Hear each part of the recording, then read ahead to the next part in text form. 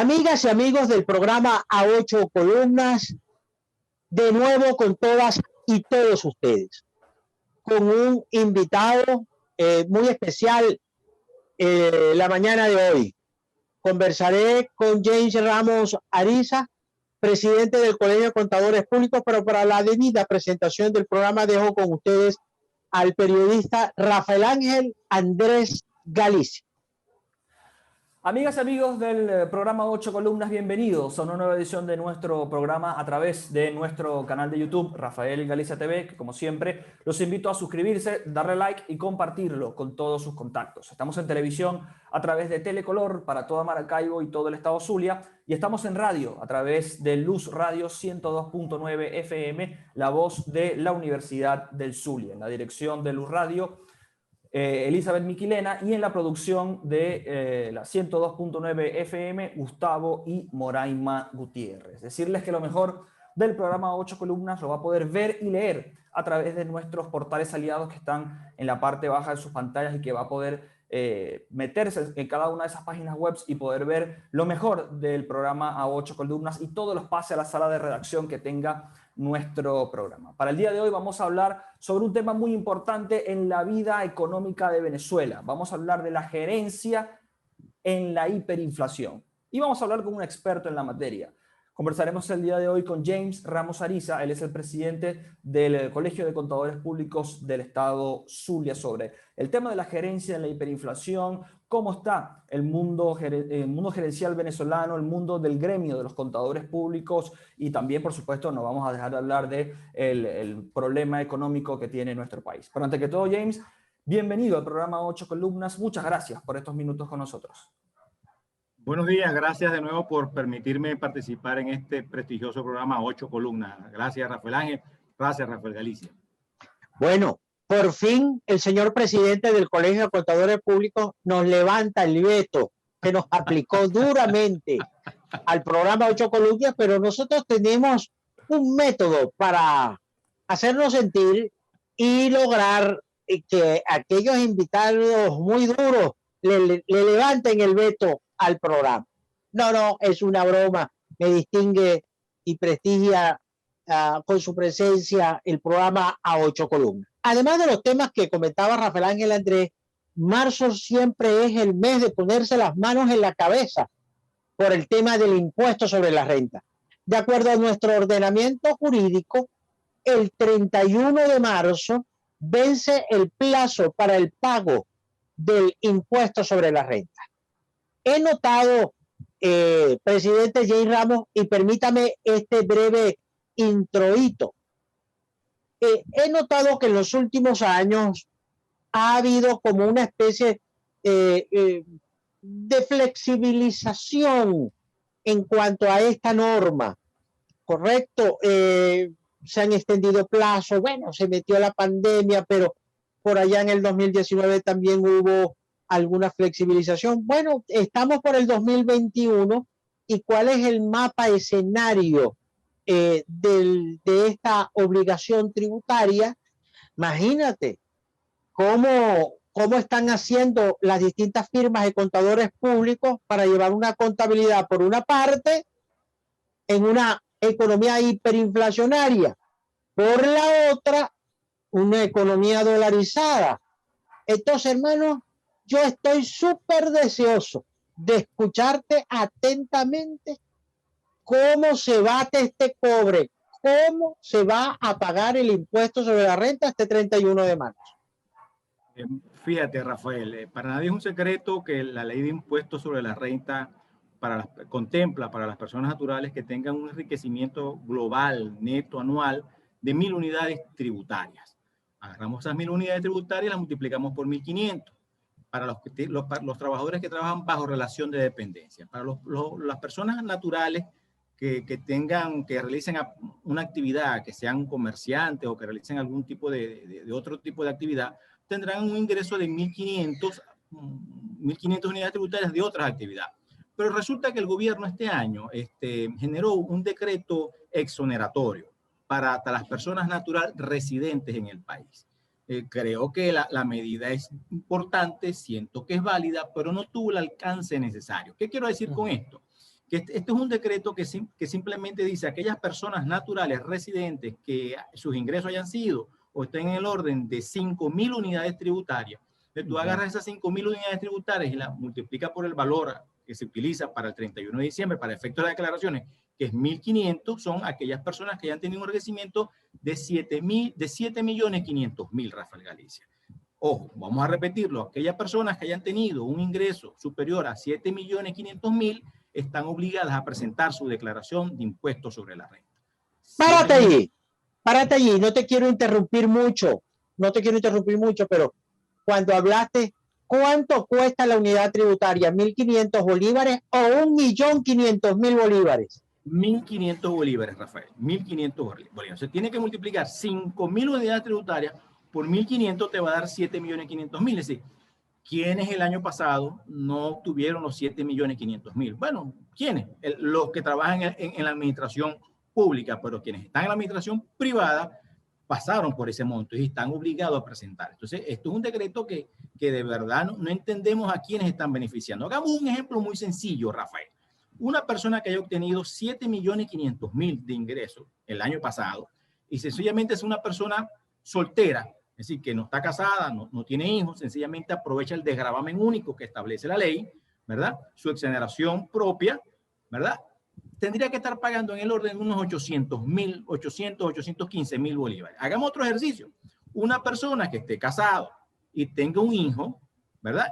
Debe estar pagando por el orden de unos 600.000 bolívares. Eso es prácticamente el 15% del ingreso. O sea, ¿a quiénes está beneficiando este decreto de exoneración? No lo entendemos, Rafael. Eso es preocupante. Yo creo que, y como tú dices, tú has visto el tema como que muy pasivo, muy callado. Siento pues que la gente no le ha prestado atención a la obligación de declarar. Y eso es lamentable. Eso de verdad que es muy triste. Y es importante quienes nos están escuchando que revisen sus ingresos, que revisen su ARI del año pasado y verifiquen si están dentro de esos parámetros, porque están en la obligación de presentar algunos y de pagar otros, Rafael.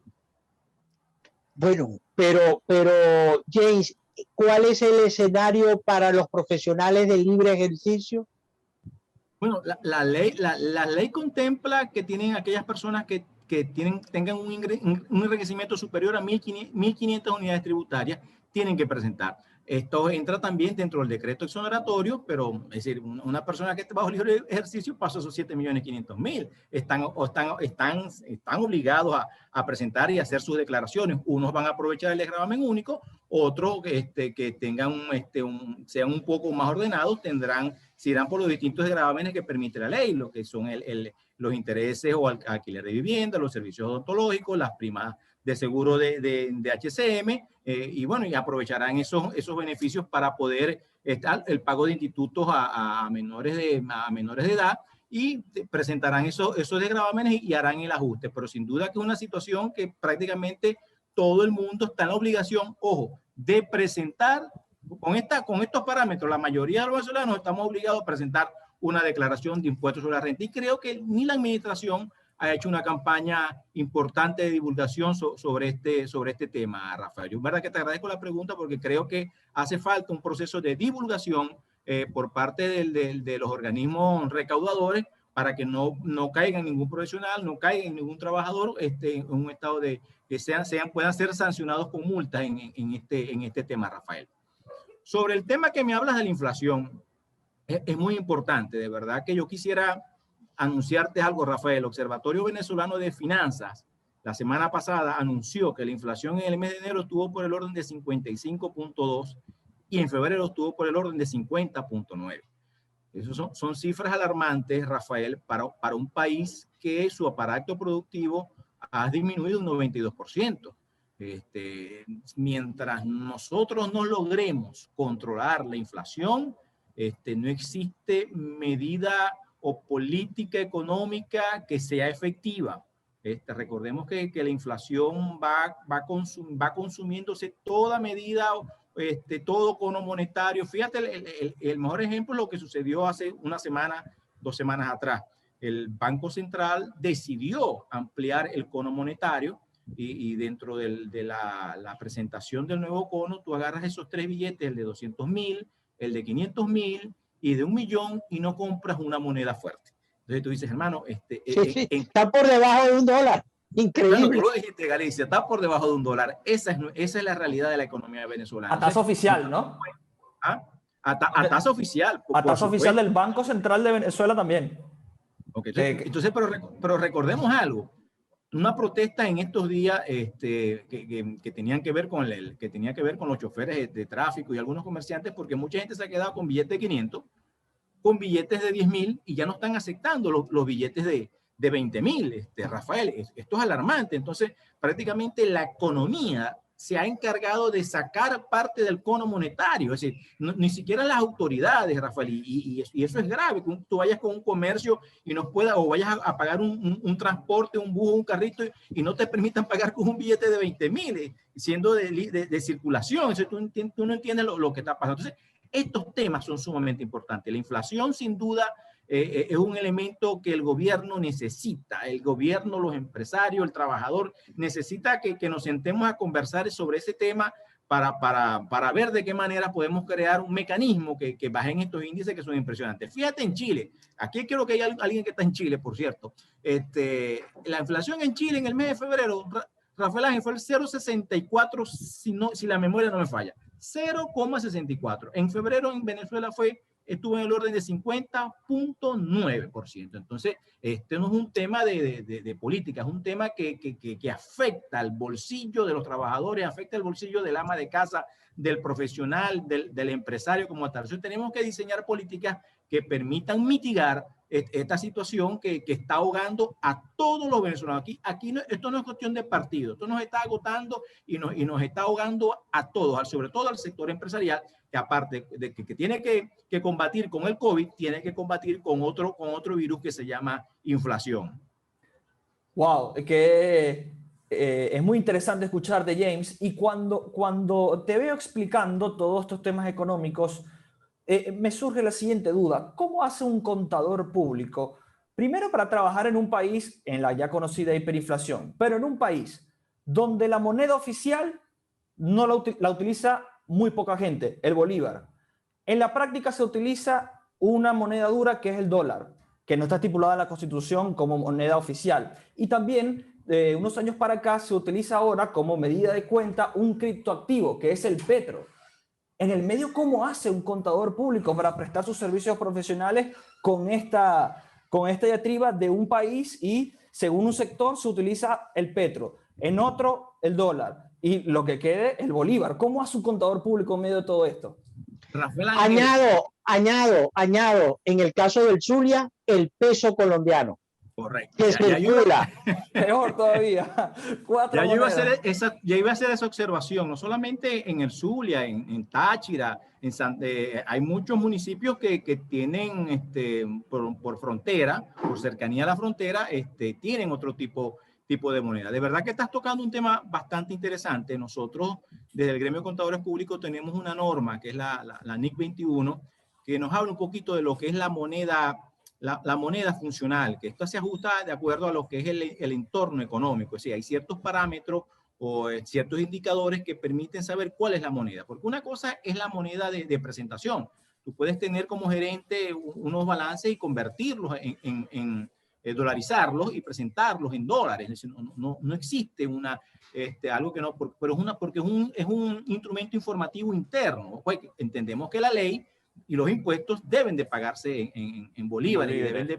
La ley nos obliga a que sea bolívares, pero tú tienes hoy día, si tú trabajas, ¿cómo tomas tus decisiones con unos estados financieros en bolívares? Es difícil. Entonces, ¿qué han hecho muchas empresas? Y por eso es que decimos que estamos dentro de un proceso de dolarización de facto, una dolarización informal, es otro término que también se implica, porque tú vas a muchos sitios y cuando te le pegan un ticket a la bolsa de pan o a una fruta, te le están colocando, Galicia te lo puede comentar, Rafael, y te colocan y tú dices, hermano, $0.70, $0.80, 1.2, porque es más fácil, es más práctico poder manejar el cambio y esa relación y que estar sacando, multiplicando por 1000, porque pierde ya los sistemas. Ya existen máquinas fiscales, por colocarte un ejemplo, que no tienen capacidad de dígito para el producto que vende. Entonces, bueno, ¿y dónde termina eso?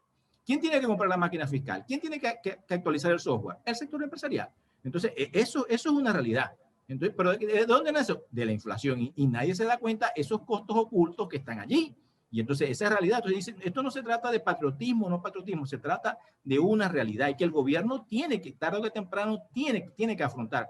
Cuando tú dices que en Venezuela el sueldo mínimo son 1.200.000 o 1.800.000, estamos hablando que está por debajo de $1 el salario mínimo. Entonces, pero los productos están dolarizados y los sueldos no están dolarizados. Entonces, ¿qué hacemos? Cuando tú llamas a un plomero o llamas a cualquier electricista, te dice, mira, son $50. Y te dicen así, dolaritos como si fuesen chiquitos. No, son $50. ¿Cuánto cuesta en Chile ganarse $50, Rafael Ángel? Cuesta una cantidad impresionante. Entonces, bueno, el gremio como tal tiene una norma que regula y que yo siento que muchas empresas a partir de este año están en la obligación de evaluar primero de dónde provienen sus flujos de efectivo. Si están recibiendo más dólares o están recibiendo más bolívares, porque la gente, es impresionante la cantidad de gente que está comprando con dólares. Es decir, tú ahora, antes tú hacías la cola y era como que más rápida la de dólares. No, ahorita la mayoría de la gente está cancelando con dólares. Bueno, vienen de las remesas, vienen del periodismo, como en el caso de Galicia, vienen de una economía que está surgiendo, que están haciendo un nuevo sistema financiero que se está dando y bueno, y tenemos que evaluarlo. Por eso es que están abriendo cuentas en dólares. Entonces, tenemos que ver esos indicadores, cómo nacen los flujos de caja, cómo determino yo el precio de mi mercancía. ¿Será que la materia prima yo la compro en bolívares o la compro en dólares? ¿Será que yo elaboro mis costos o mis precios están sujetos al cambio del dólar internacional o no? Entonces, bueno, prácticamente el sector empresarial se ha visto en la obligación de calcular sus costos, su mercancía en dólares. Esa es la realidad. Entonces, eso nos obliga a que entonces el contador público tenga que aplicar esa norma y evaluar cuál es la moneda funcional de todas las organizaciones. Jay, pero todavía tengo la duda, mi distinguido presidente, ¿no? Yo le compré a mi hermano un paquete de galletas de huevo que a él le gusta. Entonces vine y me asomé así en la pantalla del computador y hay un software que da el precio en bolívares y el precio en dólares. Entonces, yo digo, ya, San se acabó. Y ya, como tú muy bien lo sabes, porque eres un presidente bien informado, ya el propio presidente Maduro admitió que está dolarizada e inclusive dijo que gracias a Dios hay una dolarización porque eso dice que ha permitido una frase que ahorita no recuerdo, eso, algo así como oxigenar, como salvar la economía o algo así. Yo sigo sin entender algo.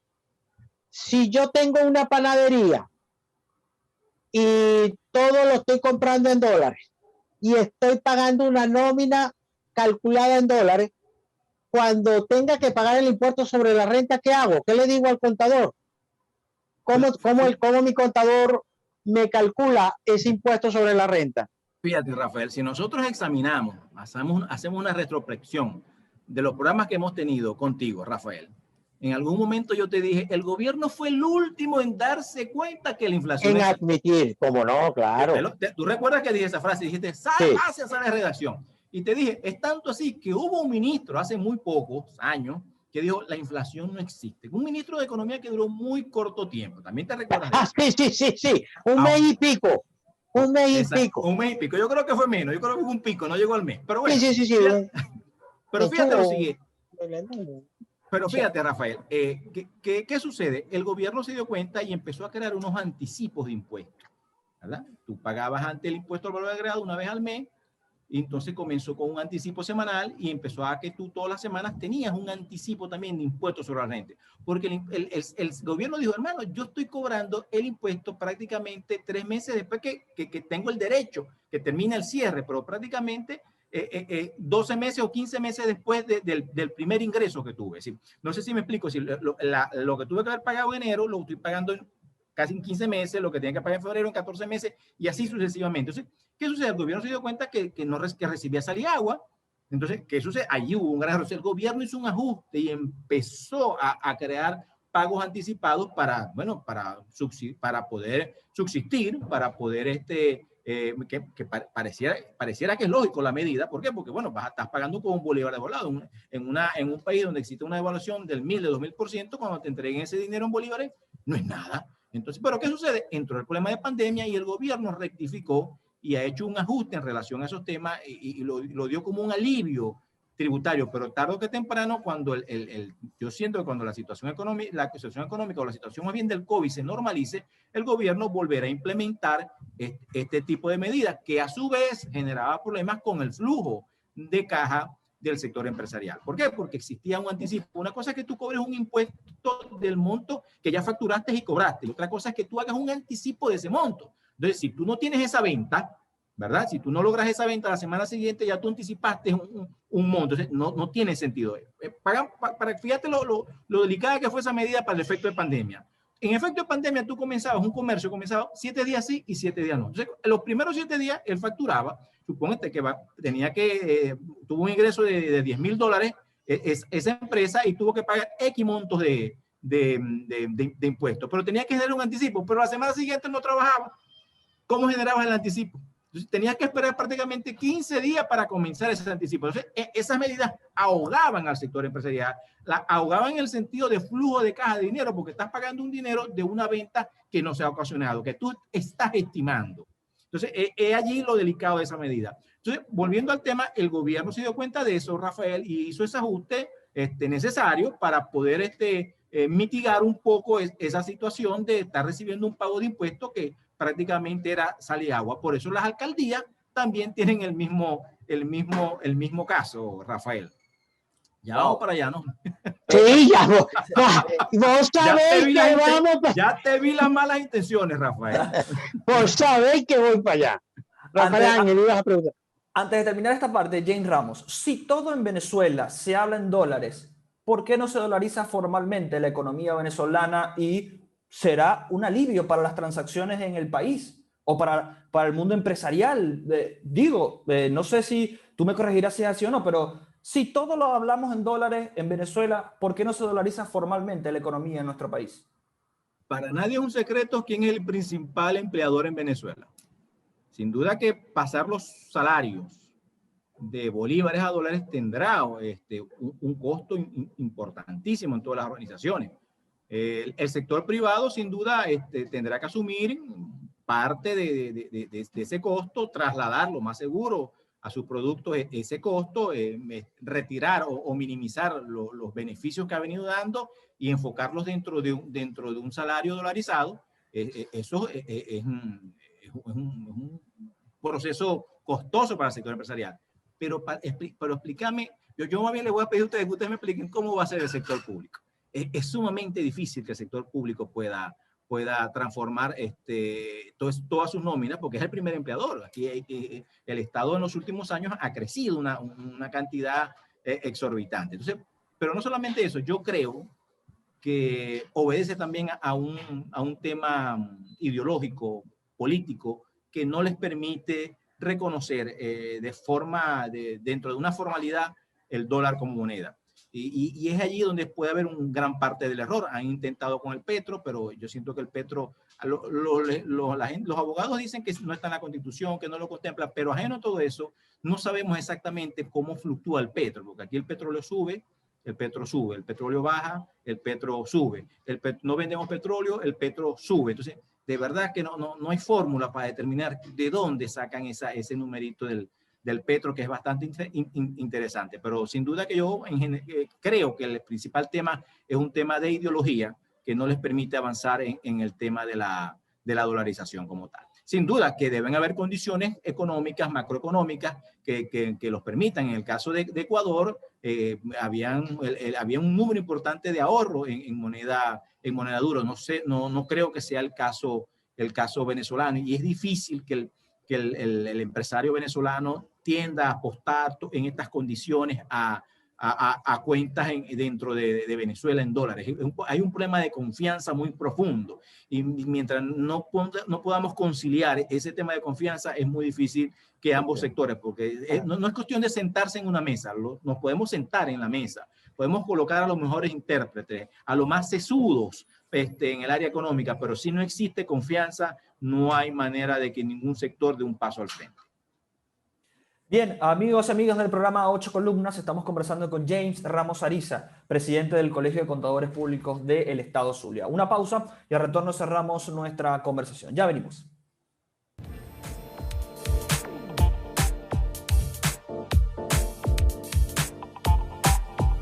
Ya regresamos con A 8 Columnas.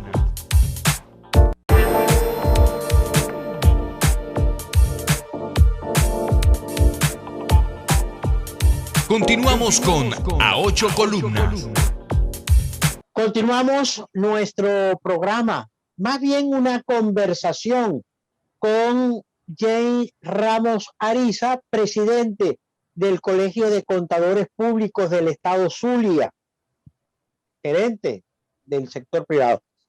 A ver, un programa de televisión no da tiempo para conversar todo lo que aquí estamos hablando por la situación, ¿no? Vayamos al área sí, de radio. Estamos ahora a través de Luz Radio 102.9 FM. Y en YouTube para todo el planeta Tierra. Y buena emisora, Rafael Galicia. Sí, señor. Sí, señor. Estoy muy contento de compartir con la gran familia de Luz Radio FM. Por cierto, Rafael Ángel Andrés, que me den los nombres de los operadores de guardia en nuestro programa, porque me gusta saludar a los operadores. El operador es un aliado. Si el programa sale bien, es porque el operador es un aliado para que el programa salga bien. Y yo estuve recordando porque el pasado 12 de marzo cumplí 42 años de haber realizado mi primer programa de radio. Yo comencé a hablar por radio, James, el 12 de marzo de 1979. Así que estuve cumpliendo, creo que fueron 42 años, Rafael Ángel. Mi hijo se ríe. Bueno, 42, ¿verdad? 42. 12 de marzo era, yo recuerdo, un breve inciso, muy breve. Era sábado. El 12 de marzo de 1979 creo que fue sábado. Bueno, desde el 12 de marzo de 1979 hablo por radio hasta el sol de hoy. Entonces, vamos a incluir el tema. ¿Cuál habrá sido la primera palabra? Buenos días, imagino, ¿no? Buenos días, buenas tardes. El señor Raúl Valero me dio un golpe suave en la espalda para que me saliera la palabra. Tenía que decir buenas tardes. El programa era una tarde y me dieron un golpe por la espalda para que hablara. Los nervios no me dejaban, no podía hablar. Ahora me dan un golpecito en la espalda para que me calle. Bueno, después de este brevisito, por cierto, lo cumplí hace unos días, 12 de marzo del 2021. Bueno, Jane, en el sector municipal ha habido un revolcón en materia de impuestos. El alcalde que entró de lleno a reformar la ordenanza, después se modificó, después el Tribunal Supremo se la suspendió, después la devolvieron. Chico, yo le he perdido la pista al tema de la ordenanza municipal y en qué acuerdos finales, tú que te mueves en ese gran mundo empresarial, en ese mundo del comercio. ¿Cómo se está haciendo? ¿A qué acuerdo se llegó con la alcaldía de Maracay? Fíjate, Rafael, el tema es bastante complejo. Sin duda que existen administraciones tributarias nacionales y municipales. Hoy día la que genera mayor presión fiscal es el impuesto municipal como tal. Nosotros como gremio hemos tratado de hacer un acercamiento y un aporte desde que comenzaron con las distintas ordenanzas, lo cual se nos ha hecho sumamente difícil.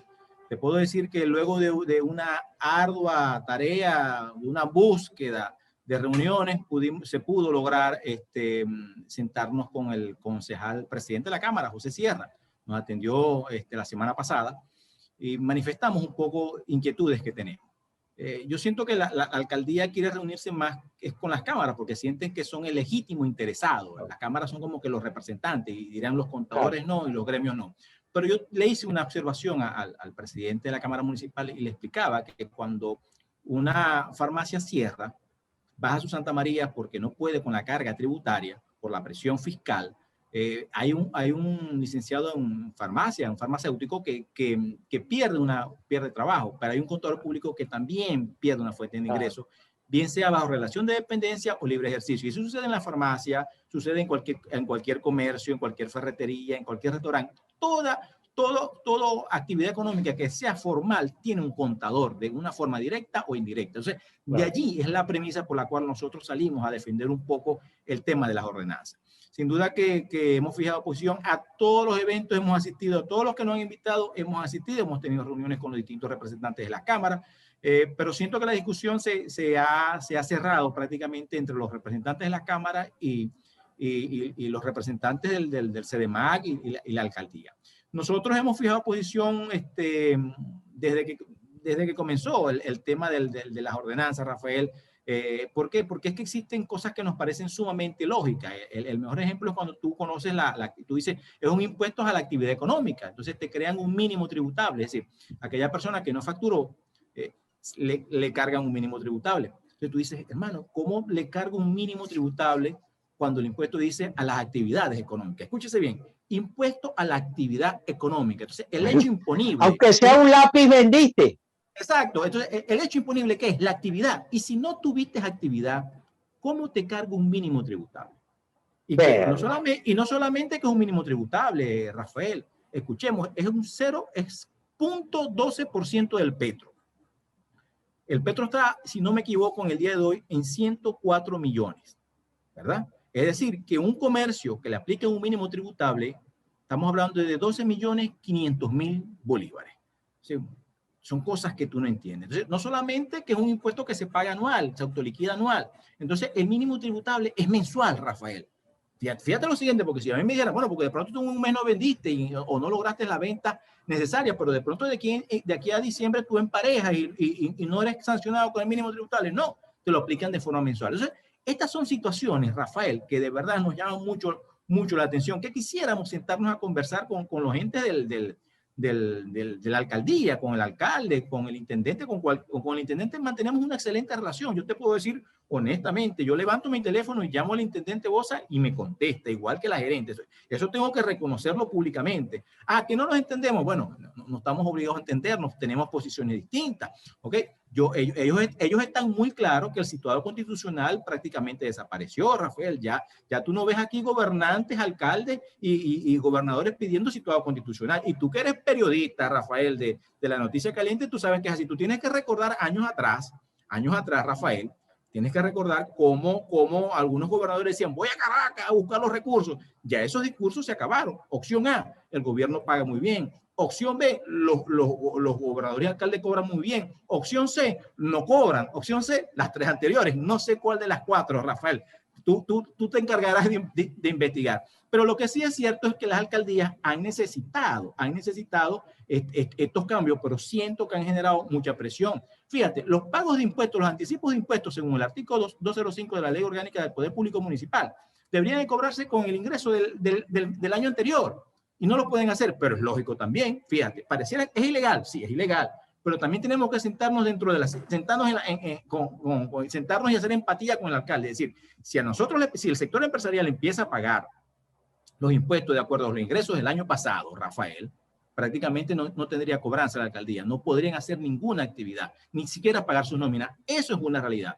Pero no deja de ser tampoco una realidad que eso es lo que dice la ley. Entonces tenemos que buscar un mecanismo que nos permita conciliar. ¿Por qué? Porque entonces te cobran el impuesto a la actividad empresarial, se crea un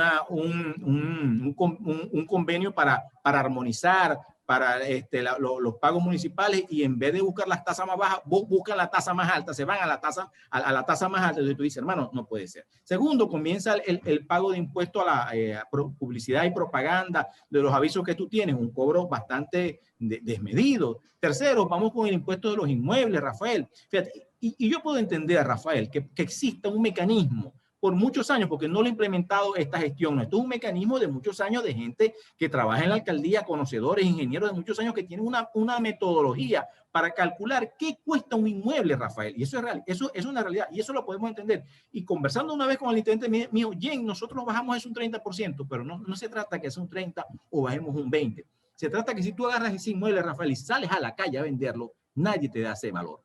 Entonces, ese es el valor real del inmueble, Rafael.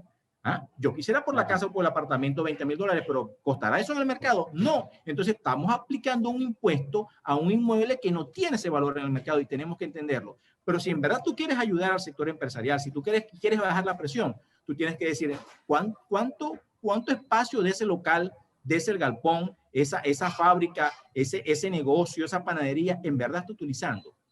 Porque puede ser que tú tengas 4 o 5 galpones porque hubo una bonanza, pero hoy día que no existe la bonanza estén prácticamente paralizados y tú estás pagando un impuesto por ese inmueble.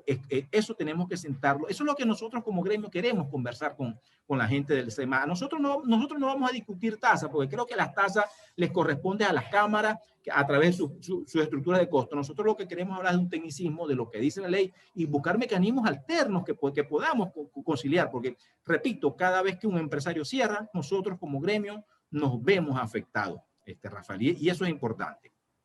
¿Te atreverías a calificar como de voracidad fiscal la política tributaria de la alcaldía de Maracaibo?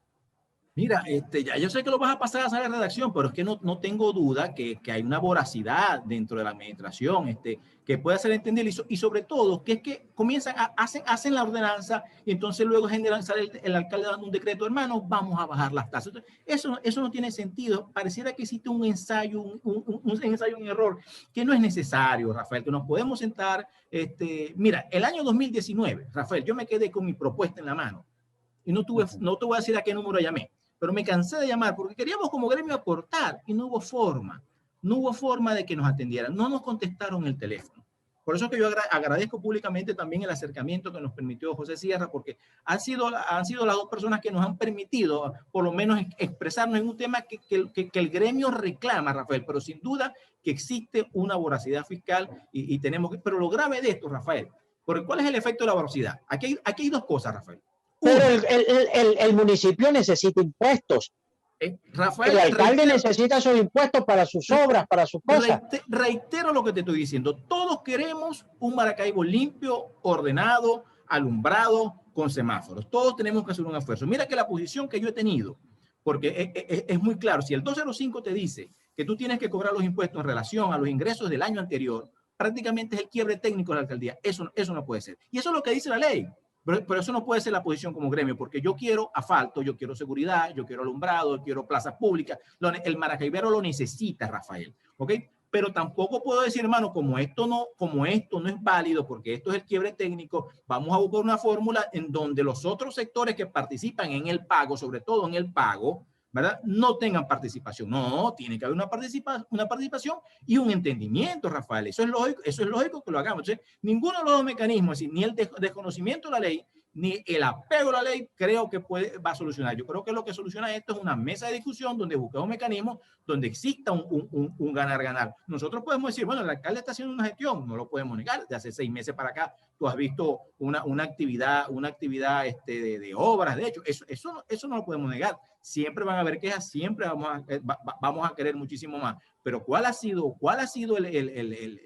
el daño que se ha hecho? Hay un daño oculto, Rafael. Uno, lo que nosotros llamamos cultura tributaria, que es importante dentro de un Estado, tener la cultura, que la persona pague su impuesto con gusto y diga, voy a pagar este impuesto porque es que yo tengo una contraprestación. Eso es importante. Aquí se ha perdido porque son sanciones, son aumentos, son sistemas a veces que no funcionan, a veces, mira, a veces te dicen tienes que pagar tanto de inmueble y ni siquiera te dan una documentación técnica de cuál fue el cálculo, te dan un papelito. Esa informalidad no la podemos permitir. El gobierno no puede hacer esa informalidad. Lo más lógico es que si tú vas a pagar algo, Rafael, a ti te digan, mira, su local son 6.500 metros, esto por tanto se le hizo, tiene una depreciación, y te dan un monto. No existe ni la explicación. Eso es grave, Rafael.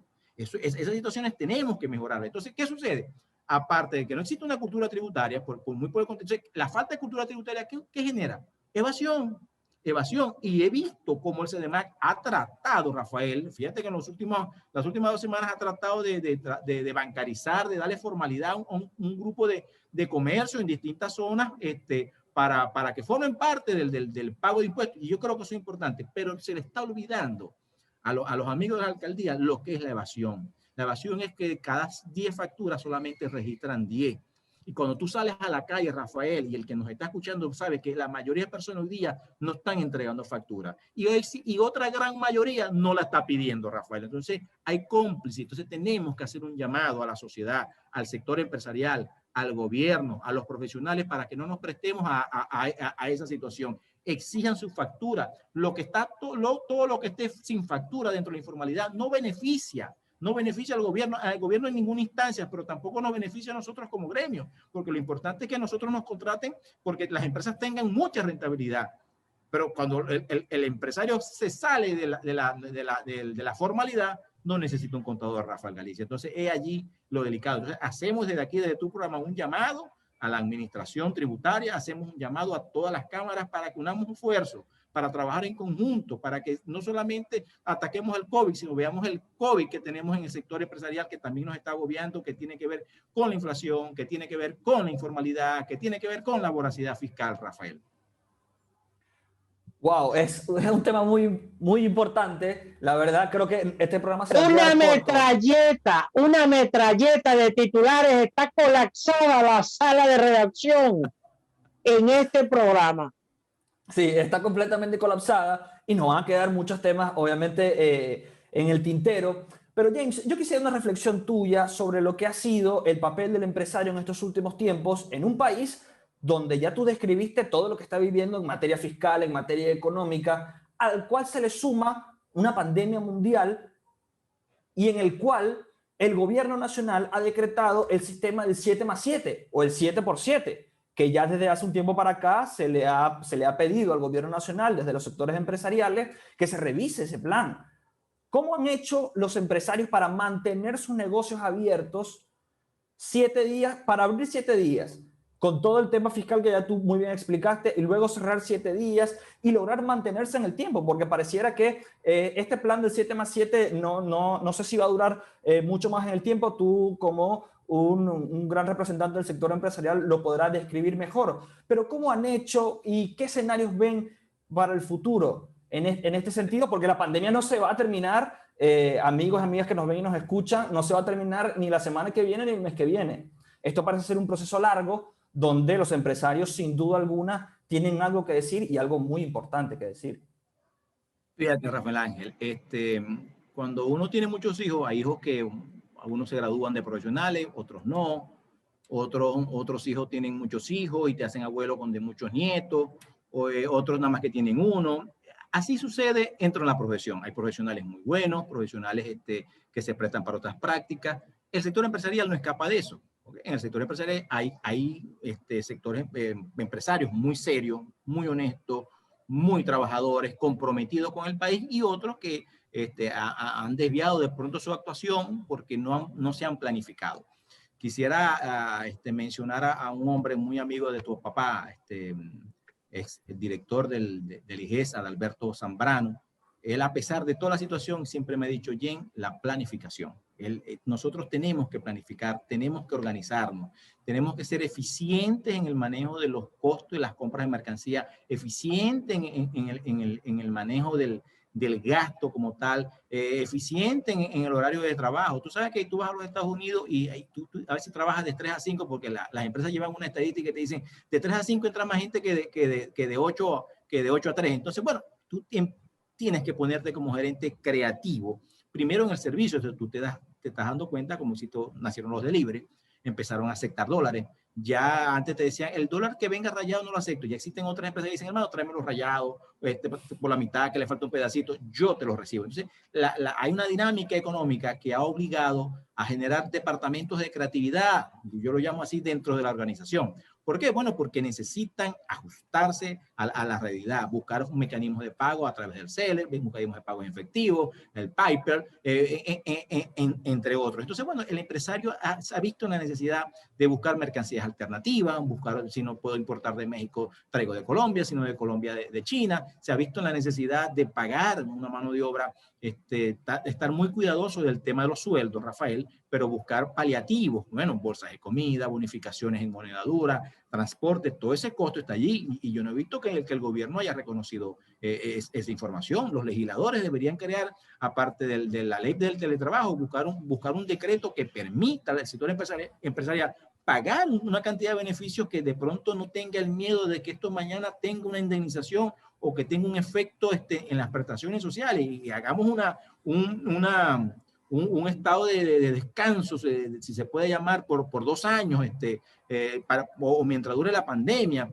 para poder mitigar ese tema que tiene, esa carga laboral que pueden tener el sector empresarial y se sientan más libres de poder dar beneficio a los trabajadores, que es lo que se está buscando. Pero vamos más allá y el sector empresarial a veces cuando comenzó la pandemia tenía el sector empresarial que buscar una persona, colocarlo en la puerta primero para que te midiera la temperatura y segundo para que te dé un poquito de alcohol, de cloro, de vinagre, de cualquier sustancia que te permita la limpieza. Ya tú has visto algunos que han colocado algún instrumento manual, unas máquinas eléctricas, a cada quien se ha adaptado, pero tú sabes que pagar una nómina, pagar una persona para que simplemente haga ese trabajo. Entonces, ¿de dónde salieron esos costos? ¿Cuánto cuesta ese material? ¿Cuánto cuestan los guantes, la careta, el tapabocas? Entonces, el sector empresarial ha hecho el ajuste, por eso es que tú ves el reclamo de las cámaras en relación, que creo que esto lo han hecho muy bien el amigo Ricardo de Fedecámara, han hecho un reclamo importante, serio, ante el gobierno como tal. Pero yo siento que hace falta más entendimiento en relación. El tema es muy difícil, Rafael. Trabajar 7 días sí, 7 días no. Entonces, ¿qué estás obligando con eso, Rafael? A que en esos 7 días tú empiezas a vender y no factures. ¿Y quién pierde allí? ¿Quién pierde allí? Esa es la realidad. Porque es que mucho sector empresarial también, yo lo conversaba con un ente del gobierno, tú ves una empresa, una piñatería, por colocarte un ejemplo, y colocan entonces un paquete de harina en la caja y colocan un paquete de arroz. Entonces ya pueden abrir. Ya ese empresario ya no tiene 7+7 porque ya le vende alimento. En eso tenemos que ser también serios. El sector empresarial tiene que ser serio y el gobierno no puede permitir cómplices en ese tema. Nosotros hemos visto como muchas empresas, organizaciones, trabajan hasta las 5, hasta las 4, hasta las 6 y no les llega, pero nada, no hay autoridad. Es impresionante lo que sucede. Pareciera que tienen algún santo de su lado, vamos a decirlo así, Rafael, pero vemos otras que no se les cierran las calles, no los dejan trabajar, existen cordones de militares, porque esto no puede ser. La formalidad tiene que ser para todo. Si no, en estos momentos tan difíciles, es grave darle un ventajismo a algunos empresarios por afinidad, por cualquier tema. Y esto lo tengo que decir con mucha seriedad, Rafael. Y para nadie es un secreto. Tú vas a esos centros, a esas empresas, y tú, ¿qué te dicen? Las empresas de vigilancia no pueden usar armamento, Rafael Galicia. Entonces tú ves vigilantes vestidos y lo que cargan es una onda en el bolsillo. Pero tú vas a otro negocio y ves aquellas personas que con armas largas, que tú dices, mano, aquí está sucediendo algo. Eso tenemos que analizarlo, Rafael. Las reglas tienen que ser para todos, en condiciones iguales, y que la competencia no sea que yo tenga un contacto, no, que la competencia sea el precio y el servicio, Rafael. Que al final el precio y el servicio, si son buenos, van beneficio del menos favorecido, que es el consumidor final, Rafael. Exacto, esa es la conclusión. Y es un círculo virtuoso. Sí, es un círculo virtuoso. Bien, chico, yo estaba pensando aquí que este año 2021 son las elecciones para renovar a la directiva de Fedecámara, la directiva de la Cámara de Comercio. De pronto, si te animas, te vemos en alguna de estas dos cámaras expresando todas esas habilidades que tienes y ese talento y esa preparación y esa experiencia sobre todo. Mira, Rafael, no te voy a negar, voy a participar en la nueva gestión de la UCES, de la Cámara de Unión de Comerciantes y Servicios. no sé si estoy autorizado a nombrar quién va a ser la nueva presidenta, pero te comento que voy a formar parte de esa directiva, Rafael. Estoy trabajando de la mano, porque es que tenemos que hacer una alianza, Rafael. Es importante, el gobierno, las empresas, todos tenemos que poner un granito de arena y pensar que no en partidos. El partido de nosotros se llama Venezuela, vino tinto, como le gustaría a tu hijo Rafael Ángel. Ahí sí cabemos todos. Ahí estamos cabemos todos. Claro. Ahí sí, todos somos gremios. Recuérdate nuestra consigna, Rafael. Todos somos gremios. Por cierto, ¿qué ha pasado con las elecciones del Colegio de Contadores? Y rapidito que tienes, digamos, lograste hacer algunas transformaciones en el colegio. No me da tiempo de hablar de todas, pero sobre el tema del visado quisiera tu comentario rápidamente, porque estoy pidiendo que el Colegio de Abogados se copie del Colegio de Contadores Públicos. Fíjate, Rafael, las elecciones las convoca el CNE. La CNE convoca todas las elecciones de los gremios. Al CNE solamente le falta dominar son los condominios, entonces estamos a la espera que convoca elecciones. Ha sido una gestión bastante dura, difícil. Nos tocó un año de pandemia, pero a pesar de todo, desde el año pasado, final del año pasado, se pudo lograr el visado electrónico. Es decir, el contador público no tiene que ir a las oficinas del visado, no tiene que ir a comprar hojas, no tiene que, desde su casa, desde su oficina, el contador público puede hacer su actuación profesional y desde su casa o su oficina puede hacer la protección del ejercicio y puede comprar el papel electrónico también. Es decir, no es necesario ni siquiera comprar papel, todo lo puede hacer vía electrónica. Te adelanto algo, ya esta semana comienza las constancias de inscripciones, van a ser también de forma electrónica. Ya el pago, la obtención de cartas para comisario, la obtención de solvencias va a ser de vía electrónica, cero costo, porque sencillamente se usa la plataforma y no vamos a cobrar por eso. El que vaya vía presencial y quiera que el colegio lo imprima, eso sí tendrá un costo, pero el que lo haga online no va a tener ningún tipo de costo por estos servicios. Estamos trabajando, Rafael, durísimo por tratar de acelerar estos temas que creo que son muy importantes en pandemia. Tenemos un servicio médico odontológico de primera, son más de 12 especialidades que tenemos allí. El costo para el contador público de una consulta son $10, Rafael. Para los familiares, 15. Y para alguna persona que sea amigo del contador público, $20.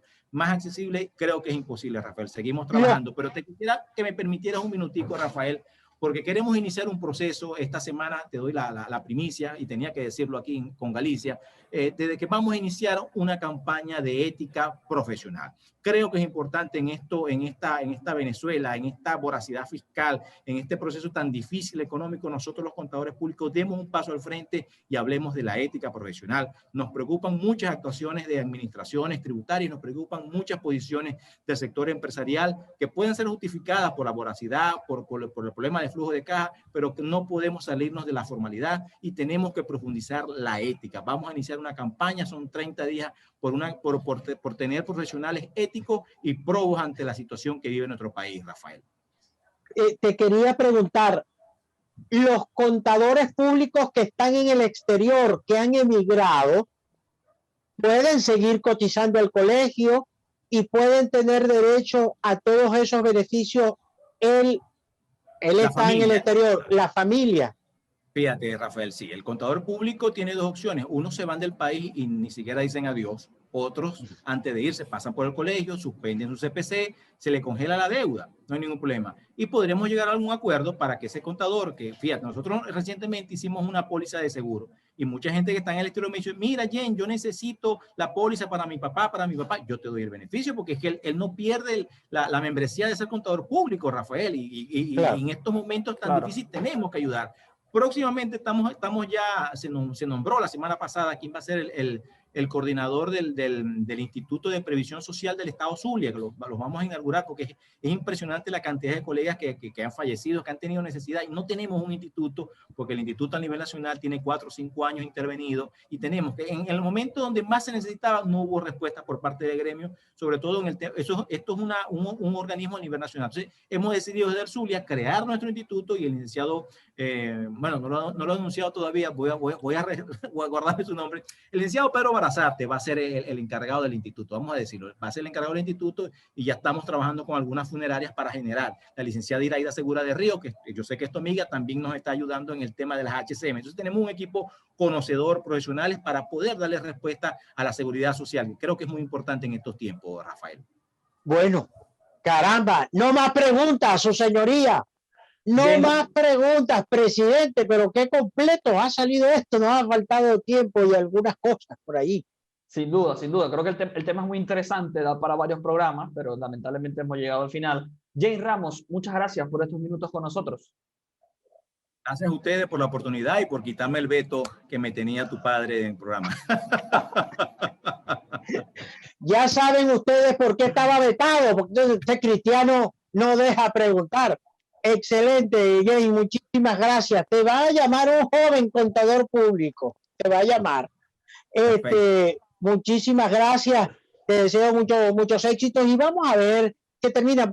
Yo tenía muchas ganas de hablar contigo porque nosotros vamos a declarar el impuesto sobre la renta de este año, de un año que se paralizó el 12 de marzo, el 11 de marzo, el 13 de marzo. Se paró. Y yo estoy intrigado en saber qué van a declarar las empresas y si eso va a afectar el fisco. Un año parado, o sea, desde el 13 de marzo hasta casi ahora, el mes de enero. Entonces, era muy importante hablar contigo. Pero dame una frase del último año, pero desde el punto de vista contable, y financiero.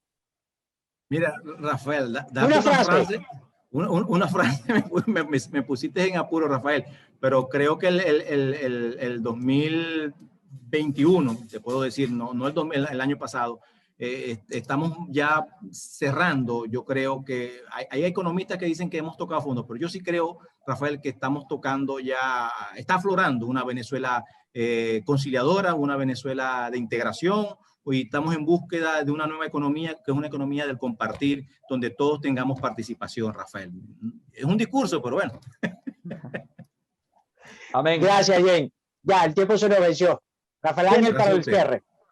Amigas y amigos del programa 8 Columnas, vieron y escucharon a James Ramos Ariza, presidente del Colegio de Contadores Públicos del Estado Zulia. Hablábamos sobre la práctica profesional del contador, la economía y todo el tema tributario. Si llegaron a esta parte final del programa, les agradezco. Los invito a suscribirse, darle like y compartir en nuestro canal de YouTube. Recordarles que estamos en televisión a través de Telecolor, en radio a través de Luz Radio 102.9 FM. Y les recuerdo, amigos, ¿dónde está la noticia? Está Galicia. Galicia. Más vale creer en Dios que en hombres poderosos. El Señor bendiga sin límites al pueblo zuliano. Amén.